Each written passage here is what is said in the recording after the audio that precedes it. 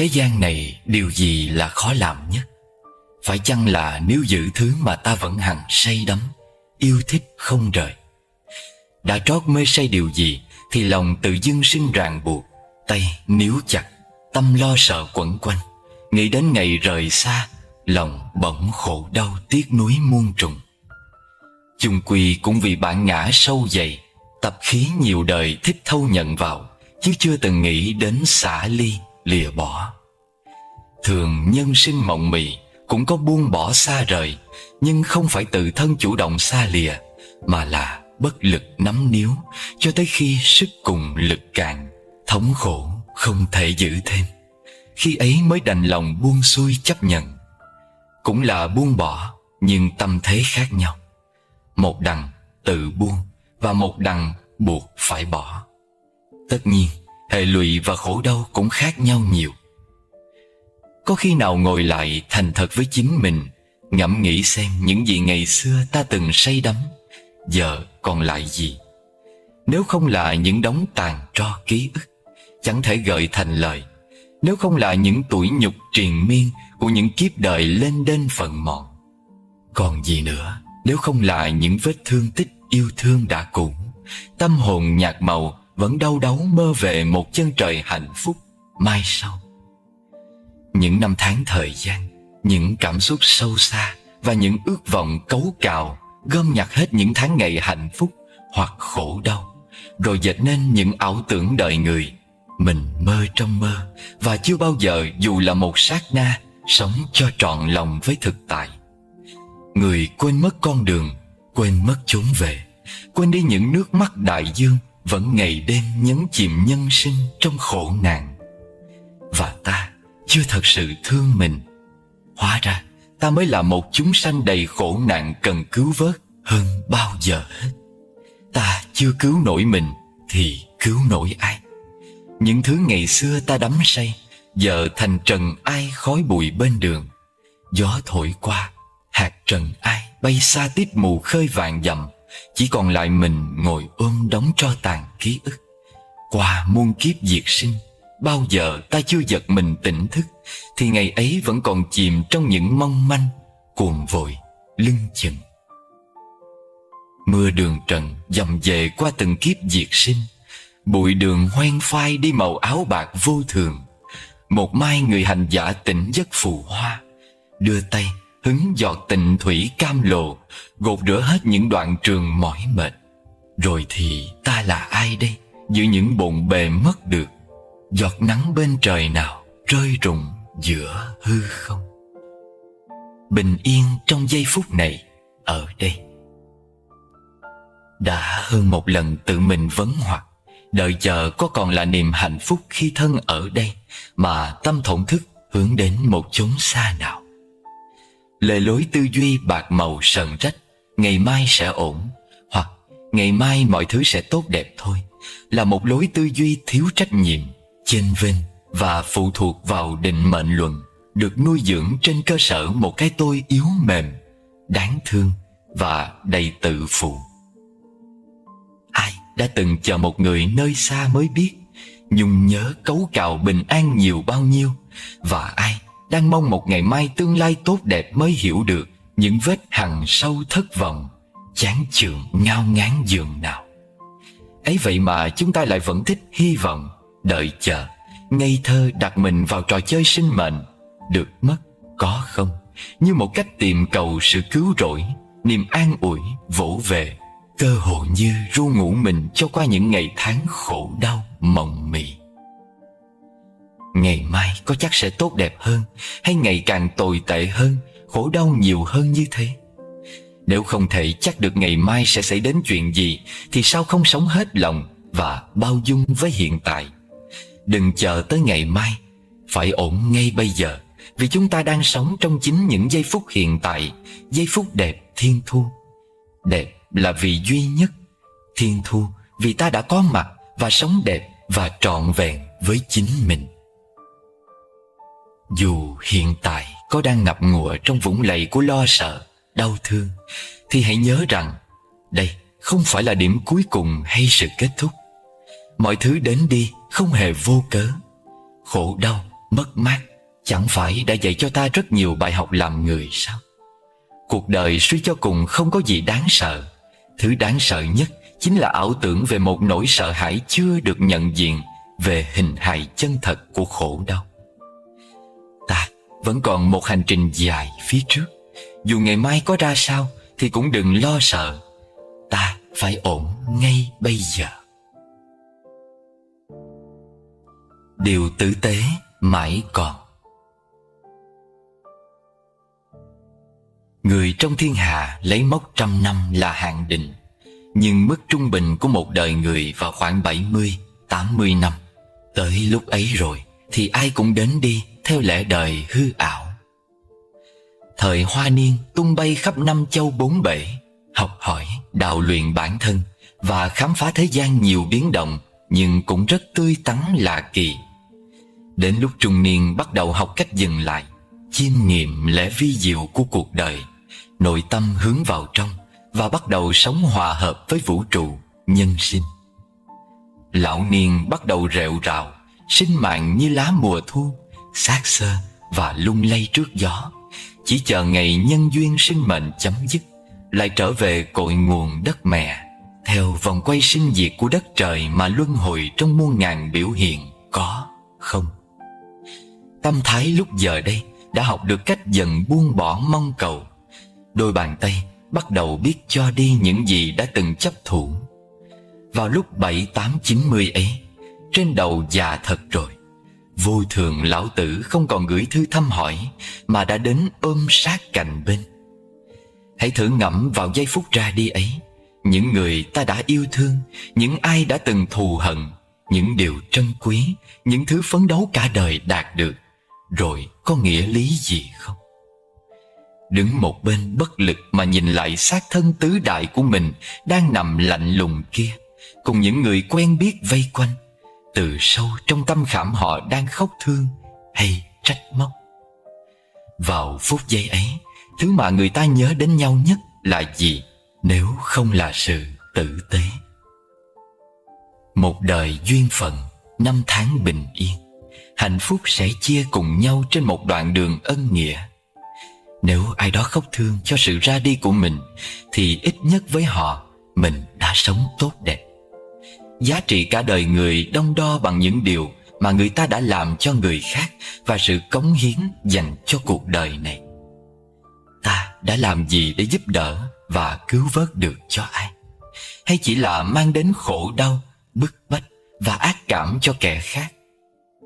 Có những người tuy đang sống giữa cuộc đời này, nhưng khi ai đó chỉ nghe đến tên thôi đã người giật mình sợ hãi, thấy dáng hình tim họ lập tức nhói đau.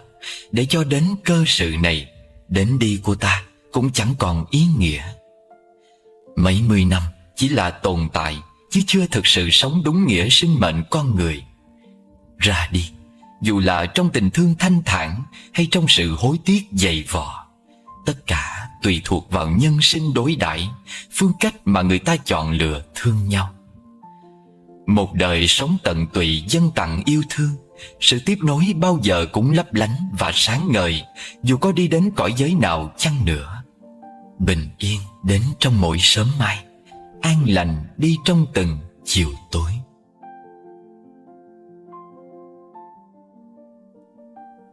Sai lầm lớn nhất của chúng ta là nếu giữ quá nhiều ký ức khổ đau và nhớ những sai lầm thuộc về quá khứ. Ai đi ngang qua cõi sinh tử này cũng chất lên mình bao buồn thương khổ hận. Nếu cõi nhân sinh không hỉ nộ ái ố ưu sầu, thì hẳn ta bà đã hóa thành đất thiện cõi tình. Ngẩng đầu nhìn xuân thu, thời gian đã trôi đi biền biệt. Người cũ ngày xưa cũng mấy bận cách biệt tương phùng. Vừa mới gặp nhau, chớp mắt một cái đã thành người cũ. Gió lay hoa rụng, chẳng thể hạn định sớm chiều. Lòng người đổi thay, cớ gì lòng sinh sầu muộn. Người ta hay ví nhân sinh như một tách trà, đậm nhạt tùy duyên đối đãi. Trà xanh, nước tĩnh, tâm lặng mới thấy được lý thiện. Lá trà qua bao cơn nắng trận mưa, hấp thụ linh khí linh thiêng của trời đất mà kết thành tinh chất, chịu sự đau đớn khổ cực từ cắt xẻ rang xay nhào nặn mới nên hình. Nằm trong bình lại chịu sự nung nấu của nước nóng để rũ hết mọi tinh chất vẹn nguyên vốn đã từng vay mượn từ núi cao rừng thẳm. Dòng nước xanh biếc cuối cùng trong vắt thấu tận đáy ly, hương trà ngát hương bốc lên cúng dường 3.000 thế giới. Vị trà đậm đặc tinh khôi tiếp tục luân chuyển đi vào huyết quản, đánh thức chân tâm tinh anh, tỉnh thức nhiệm màu. Cái hay của lá trà là cho đi và không lưu giữ. Cho đi hương vị tỉnh thức sự đời, không lưu giữ lại những ký ức kiếp người dù tươi đẹp hay nhiều buồn tủi. Cả một vòng đời mộc mạc giản đơn, hương thơm bay cao, còn xác thân khi hết duyên bỏ lại đời chẳng vướng bận. Trà đã cũ, ký ức cũng nhạt nhòa. Cái gì cần buông xuống thì nên buông xuống. Nhớ nhiều chấp nhiều chỉ làm chướng ngại cho hạnh phúc khởi sinh. Thế nên dần dàng mới truyền nhau về bát canh mạnh bà, về một thứ vong tình tửu. Uống cạn một vốc tửu vong tình, nhân gian có thể rũ bỏ hết mọi ký ức khổ đau mà sống một đời tái sinh trong thanh thản. Trà không thể làm người ta quên đi quá khứ, nhưng lại giúp ta thức tỉnh hiện thực sống động đời mình. Sống tỉnh thức với khổ đau, âu cũng là một loại hưởng thụ cao xa trong nhà Phật. Ta không cần vong tình tửu để tìm quên. Cái ta cần là sự thức tỉnh như vị của thiền trà mang lại. Thiền ngữ có câu: thủy cấp bất nguyệt lưu. Ánh trăng sáng tỏa in bóng xuống dòng sông. Dòng nước dù có cuồn cuộn chảy trôi, nhưng cũng không thể làm trôi bóng trăng đi được. Tìm ánh trăng của đời mình, luyến tiếc gì những thứ của ngày xưa. Người đã cũ không thể lưu giữ, trà đã cũ chẳng thể đậm thêm. Ký ức buồn đau rồi cũng chỉ là ký ức. Bên cửa thiền, hoa rơi hòa vào ánh trăng vàng óng ánh. Bây giờ và nơi đây, người cũ, trà cũ, ký ức cũng nhạt nhòa. Vén rèm châu, nhìn những hạt mưa lăn dài bên khung cửa sổ. Từng hồi gió vần vũ mang theo rét mướt của cái lạnh núi rừng đang cố tỏ ra mạnh mẽ. Cây cối rũ rượi trong cơn giông, nhưng khi đưa mắt ra đằng xa nhìn về vách núi, một đóa hoa dại vẫn bình thản xòe những cánh hoa li ti, hứng những hạt mưa bay. Mặt cuồng phong vẫn gầm rú bên bầu trời đen tối. Ngồi bên tách trà, ngắm đóa hoa dại trong cơn mưa, lòng chưa bao giờ bình an đến thế. Bình an vốn không thể tìm ở một nơi thanh vắng yên bình, mà chính tại lòng mình có thể an nhiên bất động trước sóng ba đào, giông bão. Cái gì đến ắt phải đến, điều gì xảy ra nên phải xảy ra. Chỉ là đúng thời điểm nhân duyên hội tụ thì quả tự kết thành. Dù muốn dù không cũng chẳng thể nào thay đổi được. Bước qua những tháng ngày không bình yên, chỉ có thể bằng con tim bao dung chấp nhận. Tâm thái điềm tĩnh mới có thể nhận ra được chẳng có gì là tồn tại mãi mãi lâu dài, dù đó là hạnh phúc hay khổ đau đi nữa. Sống chỉ có thể làm lay động mặt hồ, nhưng không thể khuấy động nước trong lòng sông. Người có nội tâm nông cạn dễ bị dao động và tổn thương trước khổ đau nghịch cảnh. Khí chất hơn nhau ở sự bình thản, khả năng bất động trước khổ đau, nghịch cảnh đến với mình. Cái gì hướng vào trong, kết tụ thì cô đặc và vững chãi lâu bền. Cái gì hướng ra bên ngoài thì không an tình, giãn nở, tán loạn và bấp bênh. Hành trình của hạnh phúc và bình an cũng thế. Đó là hành trình trở về, hướng nội và đi tới tận cùng cốt lõi của tâm, để tìm ra đâu là bản chất của sinh diệt, đâu mới là hạnh phúc chân thực của mình. Đâu đó trên cõi đời này có những chốn về không suy tư, đã bị cỏ hoa che khuất lối. Vén rèm châu, hứng hạt mưa rơi, nhấp ngụm trà, thở vào lại thở ra. Này người thương, hạnh phúc và bình an có chạm tới được chăng? Hãy kể tôi nghe với.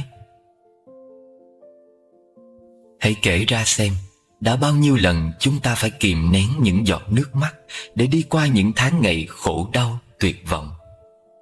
Nếu một ngày mọi thứ dường như quay lưng lại với chúng ta, khi bầu trời không còn trong xanh và những đôi mắt thế gian nhìn ta không còn độ lượng, con đường có đóng lại và ta có nên tiếp tục bước đi? Nếu đã từng thản hoặc, phân vân trong trạng thái mong manh kia, thì chắc chắn ta đang đi trên con đường không có nhiều bình an và đầy hệ lụy. Lúc này, điều ta cần là phải quán chiếu chính mình để xem trên con đường này ta thật sự có đi đúng lối hay không. Có người nói, thế gian lúc ban đầu làm gì có đường, chỉ là người ta đi mãi rồi thành những con đường mà thôi. Cũng vậy, sơ tâm ban đầu làm gì có nhiễm ô, chỉ là người ta dấn sâu vào chốn bụi trần, riết rồi thành tập nghiệp khó phai mờ, lòng chất nhiều phiền não. Có những con đường trải đầy hoa cỏ dịu êm, nhưng cũng có những con đường lát đầy chông gai, vật nhọn. Có con đường đưa đến hạnh phúc và tình thương, nhưng cũng có con đường đưa đến những nẻo về tối tăm, khổ nạn. Sở dĩ ta phải đi trên con đường của mình ngày hôm nay, vì trước kia chúng ta đã tự mình chọn lựa. Không phải ai cũng may mắn đi trên đúng con đường an toàn, tốt đẹp, thanh cao. Còn lắm những người vẫn đang lạc lối triền miên giữa những ngã rẽ mờ mịt giữa chốn nhân gian, mông lung loay hoay, không tìm ra lối thoát. Nếu không may bước trên những con đường tối tăm đầy hiểm nguy như thế, hãy mạnh mẽ đứng lên rời bỏ, chọn cho mình con đường khác và tự trải hoa hồng trên mỗi bước chân đi. Cuộc đời dẫu có dài trăm năm nhưng được mấy ai, dẫu có thương cũng không thể cùng nhau suốt kiếp. Nhân sinh gặp nhau như bạn chung đường, lúc khởi đầu không cùng nhau thì trọn cuối con đường cũng đừng mong đi chung với nhau mãi mãi. Trên những hành trình tìm về cội nguồn của ánh sáng, bạn có thể quá mệt mỏi với những phù phiếm thị phi, với những não phiền danh lợi hơn thua của những trái tim đóng chặt, đôi tay nhân gian kìm siết trong những định kiến hẹp hòi. Ai đi tiếp và ai bỏ cuộc giữa chừng đều là những sự lựa chọn mà mỗi người chúng ta phải tìm cho ra lời giải đáp. Chỉ khi chúng ta đi qua bão tố mới biết tâm mình bình lặng tới đâu. Dù thế nào thì cũng hãy đứng dậy và bước đi. Nên nhớ, hầm hố chông gai chỉ nằm dưới những bước chân mình.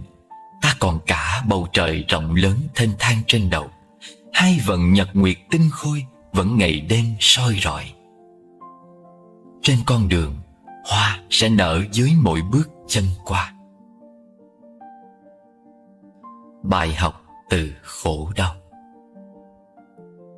Tổn thương vì một ai đó cũng có nghĩa là chấp nhận cho những sai lầm của họ dày xéo lên sự tĩnh lặng và bình an của tâm mình. Khi chọn thương một người xa lạ, chính mình đã mở cánh cửa cuộc đời cho họ bước vào, thì cũng hãy dũng cảm đứng lên mà mời họ ra khỏi tâm trí mình khi có quá nhiều thương tích, khổ đau. Yêu một người không có nghĩa là phải cam chịu và thỏa hiệp với khổ đau do họ mang lại. Thương yêu là cùng nhau hàn gắn vết thương và có thể khiến cho những ký ức khổ đau thăng hoa lên thành hạnh phúc chân thực. Nếu người mà mình chọn lựa đi cùng nhau có thể dành hết tất cả yêu thương để bù đắp lại tất cả những thiệt thòi mất mát trong những tháng năm qua, thì nên biết rằng mình đã gặp đúng người cần gặp. Mỗi người có thể có một chuẩn mực riêng để lựa chọn người thương cho mình, nhưng dẫu sao, bên cạnh một người có thể mang lại cho ta cảm giác bình an, quý giá hơn nhiều cho những tâm hồn cần được yêu thương, che chở giữa một cuộc đời vốn có quá nhiều bão tố phong ba. Khổ đau chẳng ai muốn có, nhưng nó lại là lẽ thật của cuộc đời. Càng sợ hãi trốn tránh khổ đau thì ta lại càng dễ gặp. Đi qua những ngày tháng khổ đau để học thêm những bài học lớn của đời người. Khổ đau là người thầy dạy ta biết thế nào là hạnh phúc chân thực. Bước qua một nỗi khổ niềm đau, chân trời tự do lại thênh thang rộng thêm một đổi. Tha thứ được cho một thương tích của người, đường luân hồi lại lùi xa một đoạn. Khổ đau bây giờ có thể làm cho tim chúng ta bươm rách, nhưng sau này khi đi qua, quay đầu nhìn lại, có khi mình phải cúi đầu cảm tạ những nỗi khổ niềm đau. Nỗi buồn nào cũng đẹp, khổ đau nào cũng đều dạy bài học từ bi. Nếu mình đã thấu hiểu khổ đau là như thế nào, thì chắc chắn mình sẽ không còn muốn gây ra những khổ đau như thế cho một ai khác nữa. Đó gọi là bởi vì thấu hiểu cho nên từ bi. Và này người thương, hiện tại dầu cho đang sống trong khổ đau nhiều thế nào đi nữa, đừng sợ hãi, cứ hết lòng quán chiếu bản chất chân thật của khổ đau. Khi đã học đủ bài học về khổ đau, chúng sẽ tự rời xa để nhường chỗ cho hạnh phúc bình an có mặt. Dù đau, nhưng em cũng phải đứng lên và bước tiếp. Chân trời cao rộng phía trên, tinh khôi và trạm nhiên, tình thương vị tha vẫn còn tràn đầy nơi ấy. Thiên tai địch họa mang đến cho ta những nỗi sợ hãi, mất mát và khổ đau, nhưng cũng để lại cho ta những khoảng không thênh thang tự do dài vô tận. Người có thể mang đến những hạnh phúc ái ân, nhưng cũng để lại những vết thương đầy đoạn trường nghiệt ngã. Nếu đã trót mưu cầu hạnh phúc, thì cũng phải can đảm đón nhận những vết cấu cạo của biển khổ nhân gian. Chỉ muốn hưởng trái ngọt hoa thơm, thì những đắng cay khổ sầu ai sẽ thay ta nhận lãnh đây? Lòng chỉ muốn đơn thuần hạnh phúc, nhưng tâm lại chối bỏ khổ đau. Thế chẳng phải mình đã quá tham lam vị kỷ sao? Một khi chấp nhận bước vào cuộc chơi, thì cũng hãy hiên ngang mà đối đầu với thử thách. Chấp nhận trôi nổi giữa chốn hồng trần, thì cũng bản lĩnh mà dẫm đạp lên những chướng ngại chông gai. Đời không cho ai cái gì tốt đẹp, vui vậy mà không để lại những tủi hờn, đau đớn. Muốn gót chân không lấm lem bùn đất, thì đừng cố chấp si mê mà bước vào vũng đời lầy lội tối tăm. Thích cảnh thanh tịnh an nhàn, thì tâm đừng chạy theo thị phi nơi trần cảnh. Qua một đêm dài lạnh giá, ngày mới nắng lên lại tươi đẹp rạng ngời. Người càng kinh qua nhiều khổ lụy trần lao, trái tim từ quan bao dung ngày càng thêm rộng lớn. Cổ kinh Đức Thế Tôn diễn bày về cực lạc, nơi được cho là không khổ toàn vui, hạnh phúc an lành theo thời gian tĩnh tại. Người nghe kinh lại mang ra so đo với thế giới khổ lụy chốn hồng trần, nhưng có lẽ đã quên rằng cõi giới bên kia là cõi giới của tâm thức vô tánh vô tác, không mong cầu, không đến cũng chẳng đi, thuần thiện oai nghi và tràn đầy chánh niệm. Cư dân bên đó có chạy theo ái dục hồng trần, tâm họ có ác ý cố tình ganh đua gây nhiều phiền lụy không? Người ta không có khổ đâu, vì tâm họ lúc nào cũng tràn ngập yêu thương chói sáng, không tham đắm giận hờn, lung lạc si mê.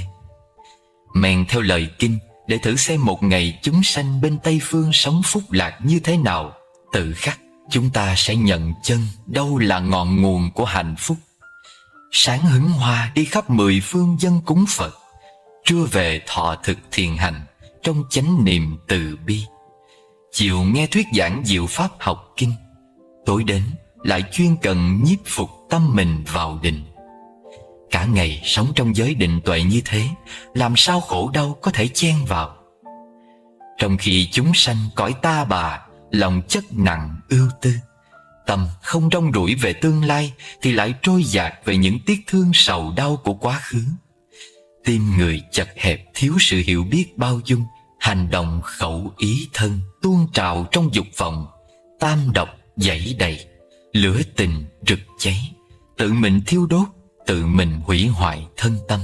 Lòng chưa nghĩ tưởng xả buông, lấy gì làm căn cơ để khép mình vào định tuệ.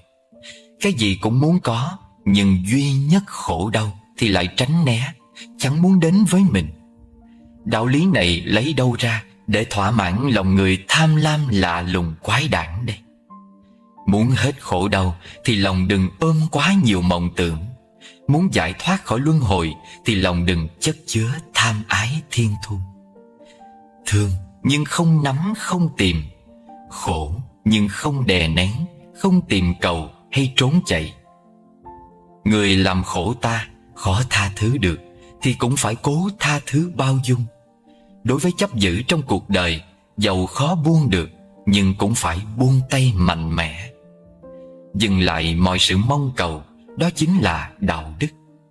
Mọi sự đến đi trong đời cơ hồ như mây bay trên núi, nước chảy bên đồi, lên xuống gập ghềnh, cuối cùng cũng xuôi về biển lớn. Nơi tâm thức này đã có sẵn đầy đủ trí tuệ từ bi. Hạnh phúc và tình thương vốn dĩ chưa bao giờ vắng mặt. Rồi ta sẽ bình yên. Như một chiếc lắc đồng hồ, cuối cùng rồi cũng trở về với trạng thái tĩnh lặng. Chúng ta cũng như những đóa hoa bay, tung cánh vượt lên bầu trời cao, trải qua phong ba nắng hạn, thì cuối cùng rồi cũng đáp trở về bình yên nơi đại địa. Thời gian một kiếp người không đủ nói lên chiều dài sâu xa của đoạn đường luân hồi sinh tử. Có thể sẽ là nghìn kiếp vạn năm bồn ba lưu lạc, cũng có thể chỉ là một sát na mong manh, bỗng chốc trí tuệ sáng bừng. Những ước định đời người thường bị giới hạn trong nghịch cảnh và khổ đau. Ai có trải qua khúc đoạn trường mới có thể thấm nhuần tình thương vạn thể. Đôi khi lòng giản đơn ôm một tâm niệm thương người, chỉ cần một chút thấu hiểu, một chút từ bi, lỗi lầm lại hóa thành ánh sáng.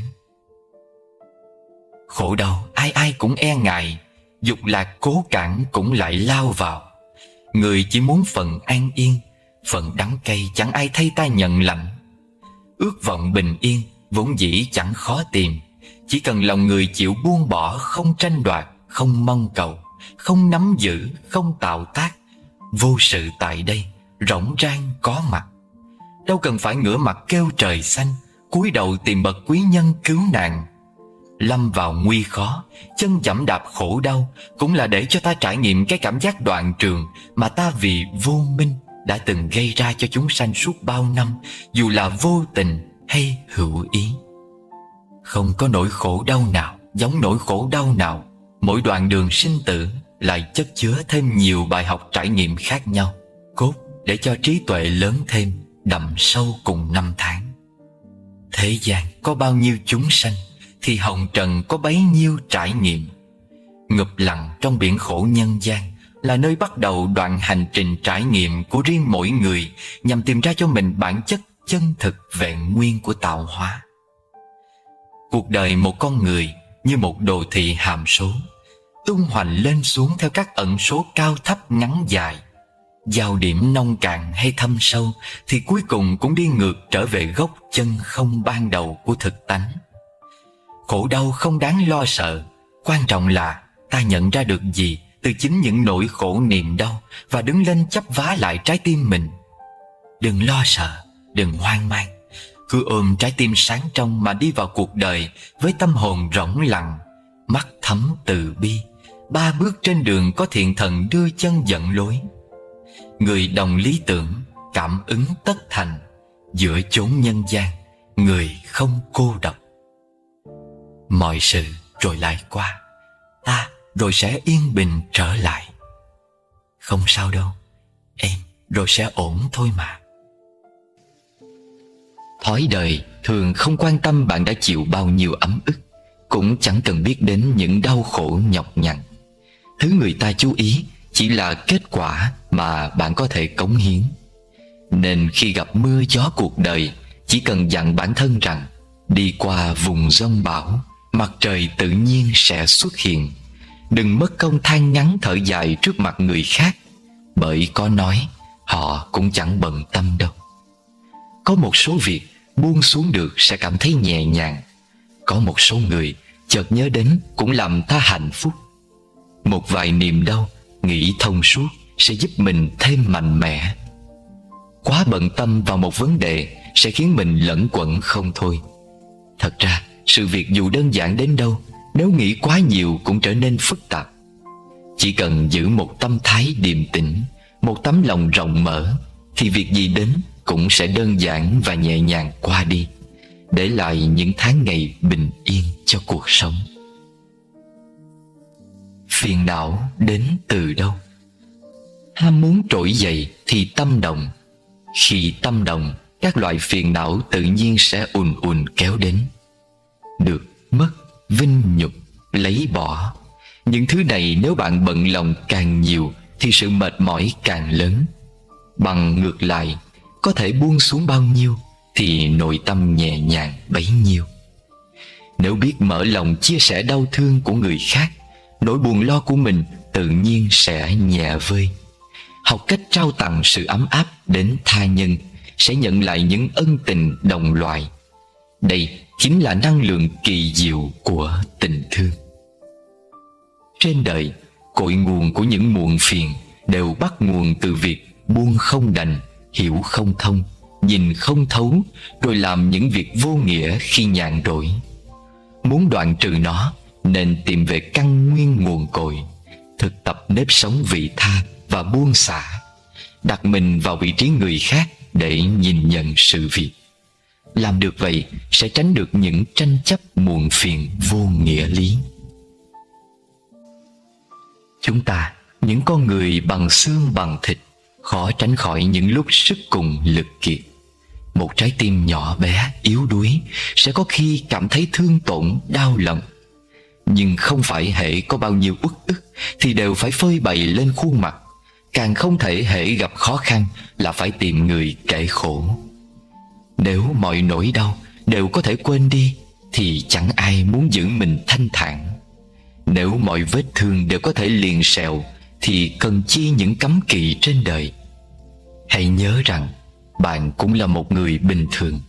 Lúc cơ thể mỏi mệt cần phải biết nghỉ ngơi. Khi trong lòng bị tổn thương cần phải được điều trị.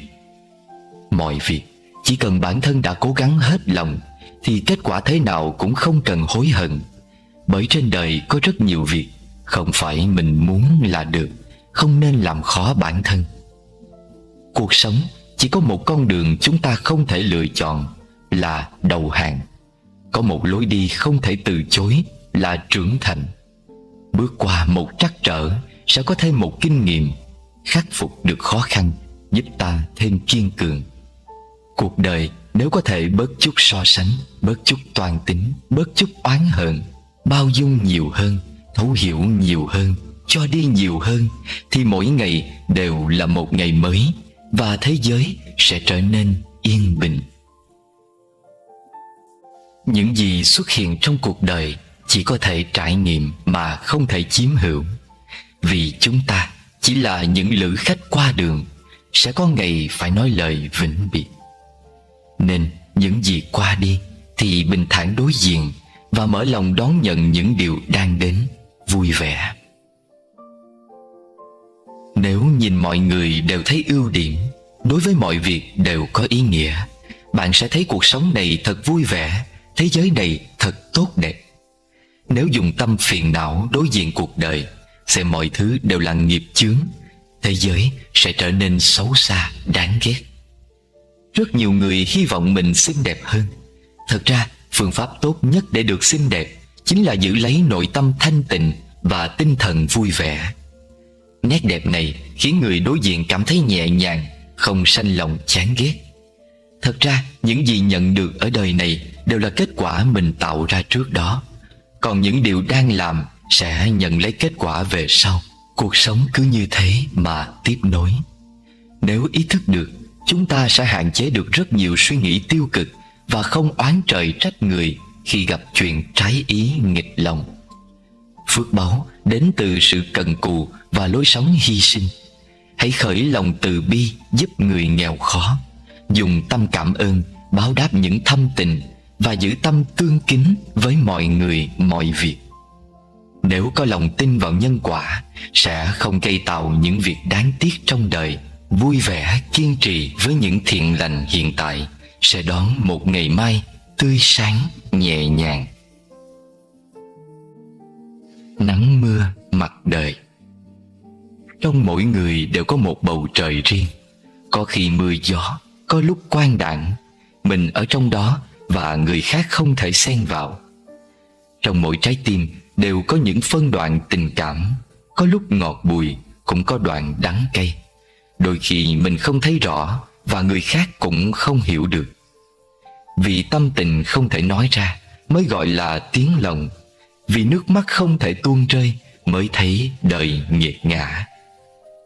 Suốt ngày phơi bày nụ cười rạng rỡ trước bàn dân thiên hạ, nên thấy khó lòng chia sẻ tâm sự. Quen nói những lời đắc ý thành công, nên nỗi đau không còn cơ hội bày tỏ. Những lời khuyên người khác đều là chân lý, nhưng việc đến bản thân mình lại nghĩ mãi không thông. Khuyên người khác thì tỉnh táo rõ ràng, khi gặp phải lại đau đầu nhức óc, là chuyện người thường hay mắc phải. Có một số việc nếu không đến với mình sẽ không cảm nhận hết nặng nhẹ. Một vài tình cảnh nếu không phải là mình sẽ không hiểu hết cảm xúc bên trong. Nếu biết rõ mưa gió cuộc đời hay nắng đẹp nhân gian đều chỉ tạm thời, quan trọng là những gì còn lại sau đó, thì bận lòng chi những dịch chuyển đổi thay. Hãy cứ sống tốt con người hiện tại của mình là được. Bình yên trong từng ý niệm. Những người trẻ bây giờ thích nói những câu như chào ngày mới, chào đầu tuần, chào tháng 10, chào tháng 11, chào tháng năm rực rỡ. Có người chào năm mới, có người chào mùa hạ xanh thắm, chào mùa thu vàng rực. Có người chào nỗi buồn không danh phận, hay chào nỗi cô đơn đang trói chặt tâm hồn. Nhưng vẫn ít thấy ai chào phút giây hiện tại, bây giờ. Điều đó chứng tỏ chúng ta chưa có khả năng sống ở hiện tại với trọn vẹn sự có mặt của thân và tâm mình. Đối diện và sống với thực tại quả thực là một việc làm không mấy đơn giản, không chút dễ dàng, nếu không nói đòi hỏi một nền tảng định tâm vững chắc, một sự kiên trì bền bỉ theo đuổi phương pháp thực tập chân chính để phát triển phẩm chất nội tâm mình. Do thiếu sự huân tập định tâm nên đa phần chúng ta có xu hướng sống ở hiện tại mà lạc giữa hiện tại. Nếu không bị kéo về quá khứ thì lại trôi lạc đến tương lai, ràng buộc trong những dự định hoặc những việc vặt vãnh của đời người, không gì khác ngoài tiền tài, sắc dục, danh vọng, ăn uống, ngủ nghỉ, giải trí, mua vui. Trong triệu triệu tư tưởng sinh khởi mỗi ngày, có bao nhiêu tư tưởng là bất thiện, bao nhiêu tư tưởng không cần thiết, và tư tưởng thiện chiếm số lượng ít ỏi bao nhiêu. Những tư tưởng sinh khởi trong tâm dù do mình chủ động hay không chủ động tác ý thì vẫn mang một dấu ấn riêng đậm nét của mỗi người. Mỗi tư tưởng lại mang về một dạng thức năng lượng tương đồng với một cảnh giới phù hợp tần số mà nó biểu hiện. Một tư tưởng tình thương cao thượng bao dung chắc chắn sẽ khiến bệ phóng và điểm tiếp nhận nguồn năng lượng đạt một trạng thái quân bình, an lạc và hạnh phúc. Trái lại, tư tưởng sân giận, tham lam, ích kỷ và ác tâm sẽ kiến tạo một luồng từ trường nóng bức, ngột ngạt và nặng nề bao quanh người phát ra và người tiếp nhận những tư tưởng đó. Người thương, đừng than trách số phận sao lại đặt lên vai ta quá nhiều khổ đau, khó khăn, chướng ngại. Suy cho cùng, khổ đau, khó khăn, chướng ngại, nghịch cảnh cũng như mũi tên do chính chúng ta bắn ra, du hành một vòng rồi quay ngược trở lại bắn trúng vào chính bản thân mình. Nếu thứ mình phát ra không phải là mũi tên mà là một bông hoa, thì cái quay trở lại nhất định là đóa hoa, chứ không thể là cung tên hay gió mát. Bình yên không thể cầu xin, ban cho hay kiếm tìm ở một nơi nào khác. Bình yên bắt đầu trong từng tâm niệm nhỏ nhoi của mỗi con người. Kho tàng tuệ giác của Đức Phật đồ sộ to lớn. Nếu như không có đủ thời giờ để học và hành, thì chỉ cần ghi nhớ một điều duy nhất: giữ tâm ý trong sạch. Khi tâm ý trong sạch, ý niệm bình yên, lời nói và việc làm tự nhiên đoan chính. Bình an không xa, bình yên ở ngay đây, ngay hiện tại bây giờ. Bình yên trong từng ý niệm. Người thế gian ôm trong mình căn bệnh si tình dại khờ đến tội nghiệp, gom góp tất cả sự cô đơn sầu muộn, gặm nhấm quá khứ cùng những ký ức nhạt nhòa, đem nấu làm thành từng bữa tháng năm. Cũng vì người tự thấy mình có sự chia riêng, ta, người, tha, kỷ, chẳng ngộ tánh nhất thể đồng quy, nên vẫn khiến tâm tư còn lang thang cô độc. Người trong thiên hạ thường nói với nhau về cái thú đau thương ngày cũ, vẽ suy tư bằng màu khổ lụy hồng trần, khắc sâu vào tâm khảm bởi những nỗi nhớ thương, rồi bi lụy tháng ngày bất định. Đừng dày vò bản thân, cũng đừng vui trong thụ hưởng.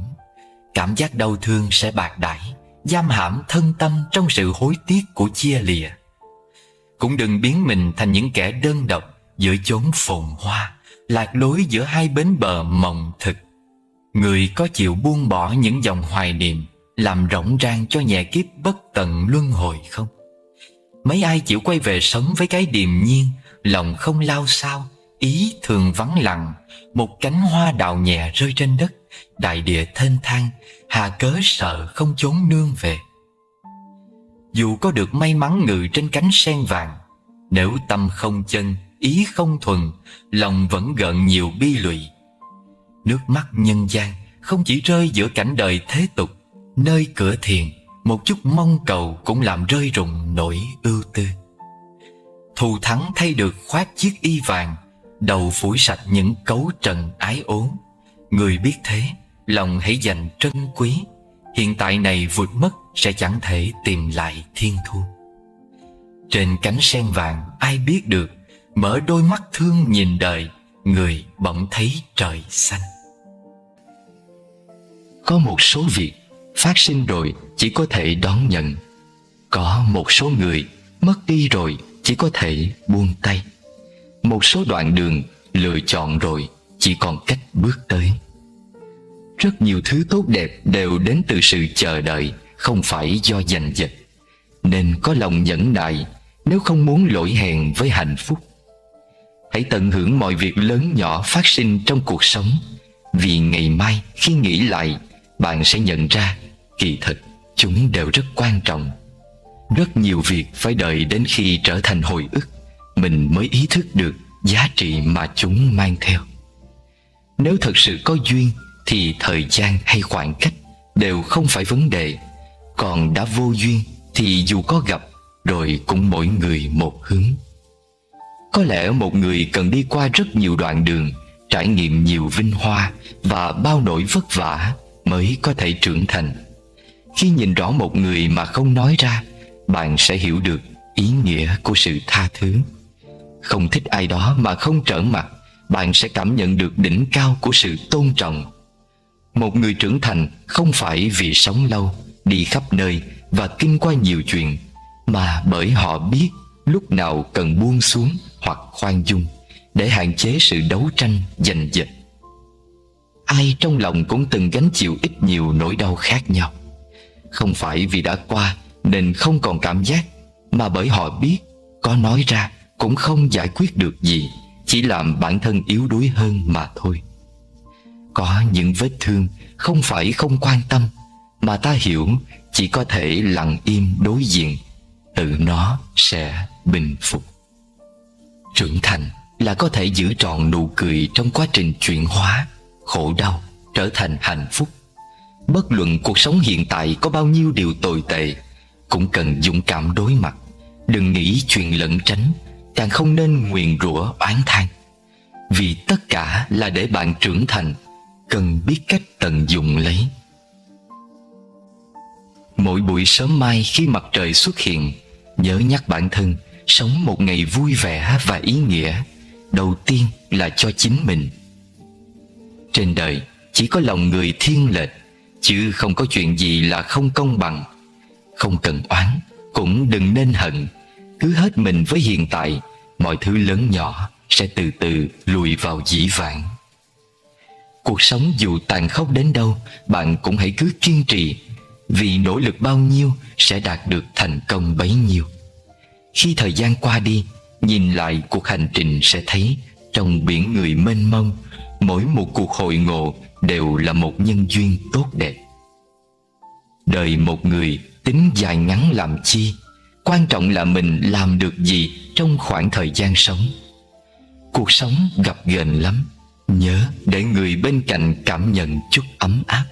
Vì mỗi ngày người còn lại bên ta sẽ một ít đi, khoảng thời gian mình được gặp họ cũng ngày càng ngắn lại.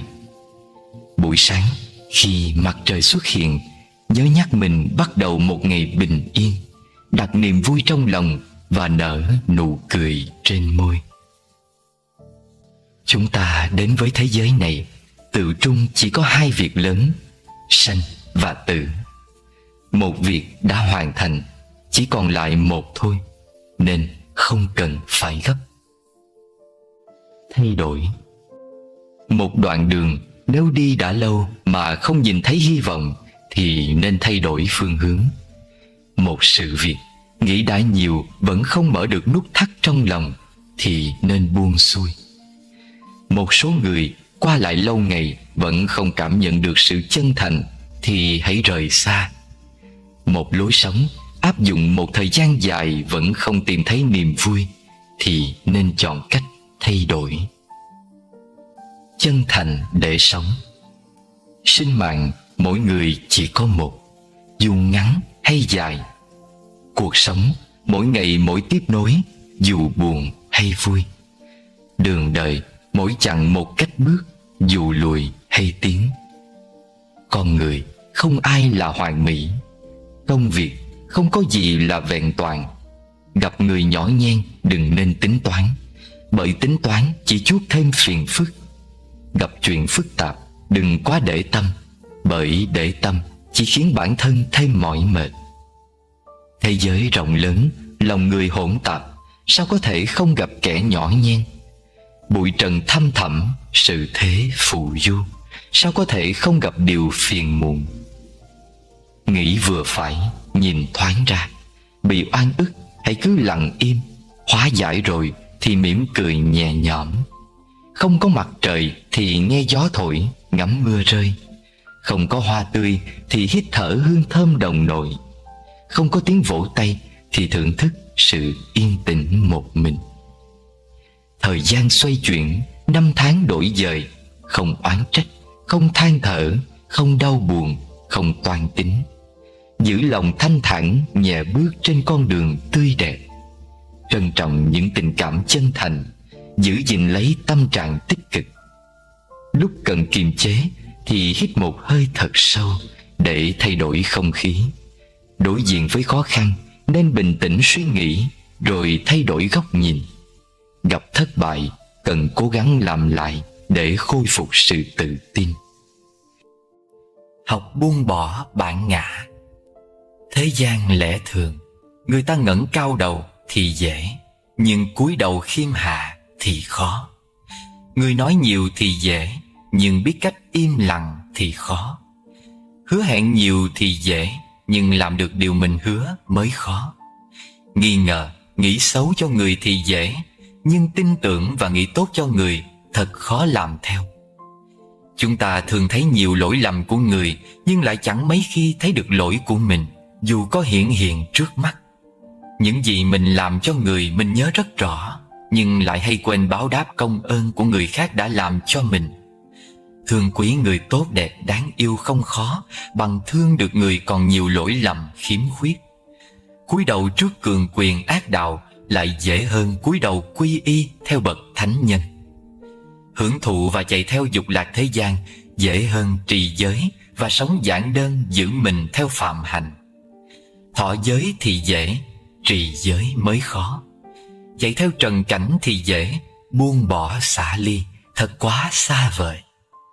Luân hồi vốn đang có sẵn, giải thoát thật khó làm. Tâm người ngã mạn ngút ngàn, người chỉ cần lạy một lạy, buông bỏ bản ngã thâm sâu. Trời bỗng cao hơn, đại địa lập tức mở ra, thênh thang rộng lối. Nếu muốn ngồi trên tòa sen, thì trước tiên ta phải đứng được trong bùn nhơ nước động, làm được điều mà người khác ngại làm, và chịu đựng được những điều mà người khác khó lòng chịu đựng được. Khổ đau hay nghịch cảnh cũng vậy, chúng là điều cần thiết cho sự trưởng thành của từ bi và trí tuệ. Nhờ khổ đau chúng ta mới thấy được bản chất của thực tại. Nhờ khó khăn, ta mới học được sự nhẫn nại và rèn luyện định lực của chính mình. Không có gì trên đời này là thừa thãi, dù là một hạt bụi, một giọt nước, một chiếc lá cây, cho đến những khổ đau nghịch cảnh. Tất cả đều hiện hữu với một sứ mệnh nào đó, cần thiết cho sự thăng tiến về chiều kích vật chất lẫn tâm linh.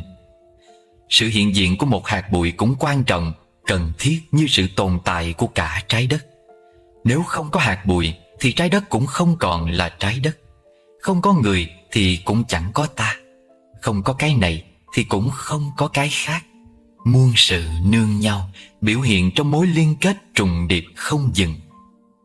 Cúi đầu đảnh lễ Đức Thế Tôn với tất cả ngũ uẩn tương tức thâm sâu, biểu hiện trong muôn trùng nhân duyên dị biệt. Cầu xin Ngài hãy cho mọi chúng sanh thấy được sự biểu hiện đẹp đẽ của Ngài có mặt trong họ và ở tại nơi con.